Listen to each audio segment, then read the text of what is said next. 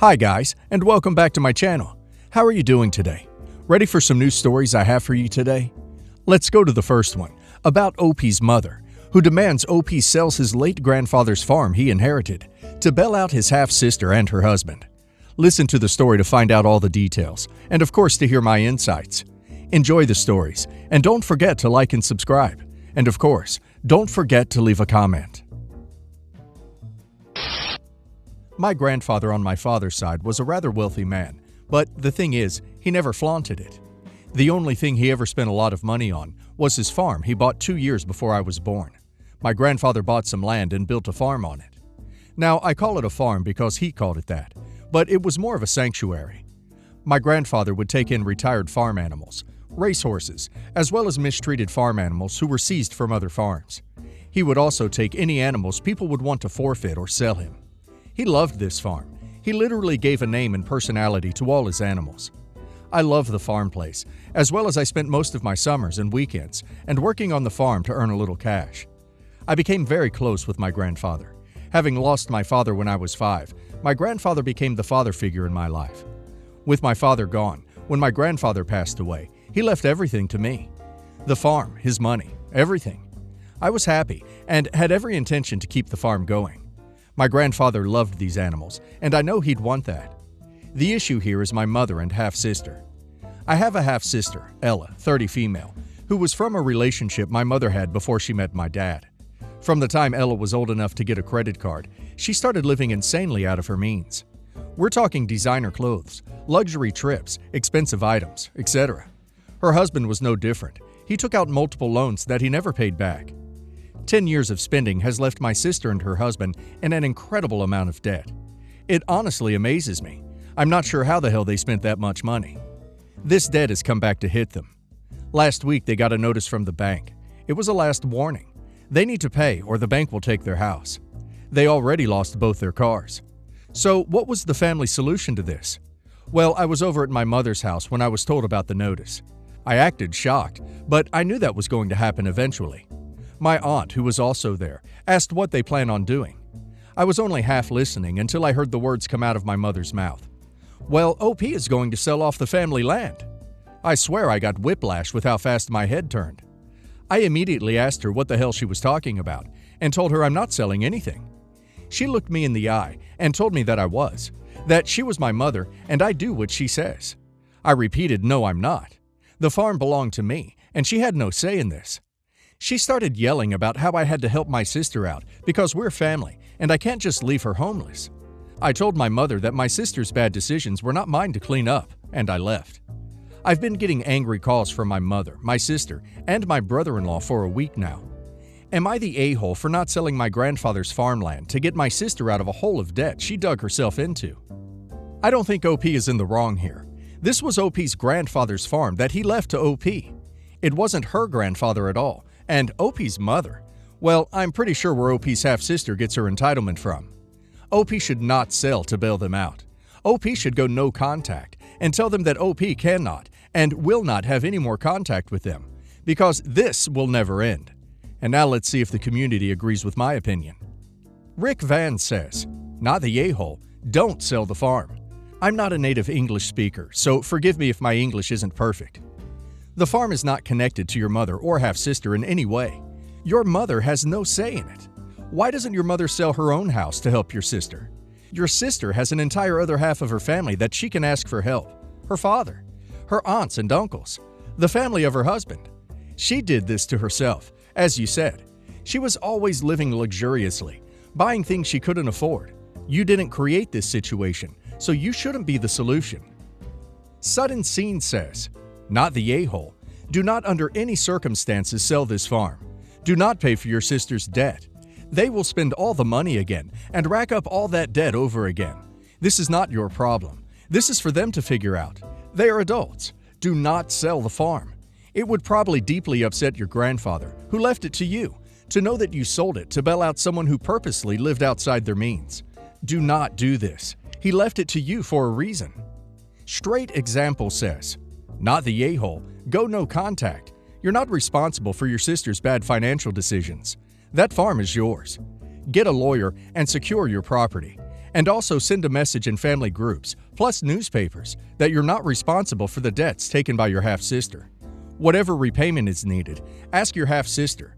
Keep a board outside. Private property, not for sale. This is important, or she can send all the people she has to repay, and also who want to buy, to your farm. Be very, very careful. I know you will lose relationships, but if you're not firm now, you will lose the farm, which was cherished by your grandfather. For his memory's sake, it has to be with you. So, some details. I, 65 female, have a son, 35 male, whose wife recently gave birth to twin boys. However, when he was 22, he met a girl on a single night and had a daughter, 13 female, with her. He and my granddaughter, who I am very close to, never had a proper father-daughter relationship because he never bothered to join their lives. Beyond paying the bare minimum in child support mandated by the government, he does not treat her like his own flesh and blood at all. His daughter's mother and him do not talk at all. Now, in contrast, my son has become very wealthy and successful, and he and his wife live a very lavish lifestyle, in a massive house in a wealthy neighborhood. However, his daughter and the mother of his child live in a small apartment in the poorer part of town. He believes he doesn't need to pay or do anything more than what's ordered, even though his life with his current wife is at least 10 times more comfortable than his daughter and child's mother. I believe I raised him better than this, so seeing this over the years has broken my heart. We've had a tough relationship as a result, as I want him to step up as a real father, and he resents me for reminding him he has a daughter who needs him. Now, his new twins are in the world, and they're acting like they are the only children worth loving in their lives. It disgusts me seeing him spoil them, and speaking of wanting to give them the best of everything, best schools, best toys, best everything, while his flesh and blood daughter has nothing. I'm considering telling him and his wife that I will not be in their lives or their children's lives as a loving grandparent until he recognizes the daughter he's discarded. My husband thinks this is too much, but I wouldn't be able to bring myself to spoil these babies when I know how their older sister lives just miles away. Would I be the a-hole? Reading through all of OP's comments, it seems OP isn't being very honest in her post. He's a deadbeat dad, despite buying them a place to live, paying child support, and setting up a trust fund. She didn't tell him about the kid until it was born. She was in a relationship at the time. It seems OP's real beef is that he didn't marry someone he doesn't love. I don't know how he treats his oldest kid, if he communicates with her or spends any time with her, etc. But it seems he has at least made sure she's having all of her needs met. And now OP wants to punish him, his wife, and their kids, her grandkids, because he didn't have a shotgun wedding over a decade ago. And now let's hear the community's opinion. Suzik258 says, "Oh my God, you're the a-hole. The grandkids didn't do anything wrong, so you should still have a relationship with them. Don't punish them for their dad's absence with the firstborn. Also, from reading your comments, I disagree that they're a package deal. That's his child. He doesn't have to take care of the mum the same way he does his wife." Dragonosaurus Rex says, "You're the a-hole. Apparently, you left out a lot of info in your original post. Apparently, the dad bought his daughter and mom a house, set up a trust fund for his kid, and pays child support. He also tries to have a relationship with his daughter. You done ducked up, OP. Next time, tell all the details." Kaylee73 says, "You're the a-hole. He does not have to marry and care for the mother of his daughter. I saw your comment that you believe if you get a girl pregnant, you have to marry her. Well, he didn't, and now has a wife. Are you wanting him to leave her? He is doing above and beyond basic child support. He bought them a home, has a trust fund for the daughter. He has recognized her and is helping her. He has no responsibility to the girl's mother, and you know that." I, 46 female, recently lost both of my parents in quite quick succession. They both died peacefully of natural causes, old age. I have an older brother, 47, and a younger sister, 32. Yes, I was 14 when my sister was born. She was a menopause baby. In fact, my mother thought that most of her early pregnancy was symptoms of the menopause. We were all excited to have a new baby though, especially me, as I was the youngest of all the cousins, and none of my friends had young siblings when we were growing up. My parents were always very fair with all of us when it came to money and time spent with us. They encouraged our hobbies and liked to spend time with us. Our dad died first, and everything went to our mom. When she died, everything was split between the three of us, apart from things that were stated, such as a set of golf clubs going to my brother, and jewelry left specifically to my sister or to me. We decided to sell our parents' house and split the proceeds equally, as none of us wanted to live in it. Last week, my brother and I received an email from our sister. She believes that she should be given more inheritance money or the entire proceeds of the house sale. Her reasoning for this is that she is so much younger than my brother and I. She got to spend less time with my parents whilst they were alive than we did. Somehow, she reasons that this is fair. My brother and I think this is absolute nonsense. Our parents were clear on splitting things equally. We both left home when we turned 18 to go to university, and we're lucky that we didn't need to return home for a while to save money or anything like that. My sister lived with our parents until she was 25. My brother and I have agreed we are not giving our sister any more of our share of the inheritance, which isn't much anyway, and the proceeds of the house will be split 3 ways as specified in both of our parents' wills. She has said we are selfish, and she is owed this because she didn't have as much time with our parents. I don't feel like I am in the wrong here, but a few of my friends have suggested I make a token payment to keep her happy. I don't think she would be unless it was a significant portion of my inheritance, or my share of the house sale. Am I an a-hole for not wanting to give my sister more money just because she is younger than me? Money brings out the ugly in people. OP should tell her she is respecting parents' wishes, and leave it at that. Giving her money only shows that she's probably financially irresponsible and is looking for more money. If OP decides to give her more, then she is only enabling her. And now let's hear the community's opinion. McKenna says, "Not the a-hole. I'm sorry for your loss. Your sister's logic is stupid. You could also argue the reverse. Since you knew them better since you were older, you and your brother deserve more. Also, you're following your parents' wishes and their wills. Please don't give her money. That sets a bad precedent for the future. She might want more if you give her a little. You can't use reason with an irrational person." Sir Harry Flashman says, "Not the a-hole. Do not give your entitled sister one more penny than the 1/3 share your mother allotted her in her will. Your sister's reasoning is flawed, and this is just a naked cash grab on her part." S-Rebel86 says, "Not the a-hole. You and your brother have a right to keep what you were given. I don't know your sister, so I can't say for sure, but to me it sounds like she is focusing on the money to avoid being upset about the loss." Susan, 36 female, and I, 42 male, started dating when she was in college. In the earlier stages of our dating, when we were still non-exclusive, she got pregnant. She told me she wanted to have the baby, but we keep dating and got married months later, before the baby, Joe, was born. I never knew almost anything about the baby's dad. She just said it was a guy who wasn't interested in being a dad, and she didn't want to force him or chase him for money. We never made a thing of pretending the baby was mine, but we also didn't necessarily announce to people he wasn't. The issue is that she soon started to complain about not being fulfilled by our life.